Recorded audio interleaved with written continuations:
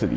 Impulsivity is an instantaneous reaction. I mean, look, people do what they do. I'm still wearing the same underwear from 3 weeks ago. But it's clearly they're X-Men.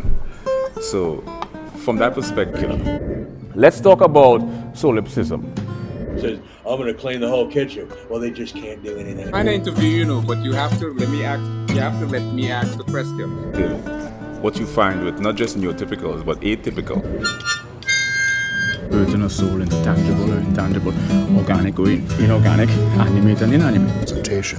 Yeah, but the fascinating phenomenon with subliminal influences is you're unaware.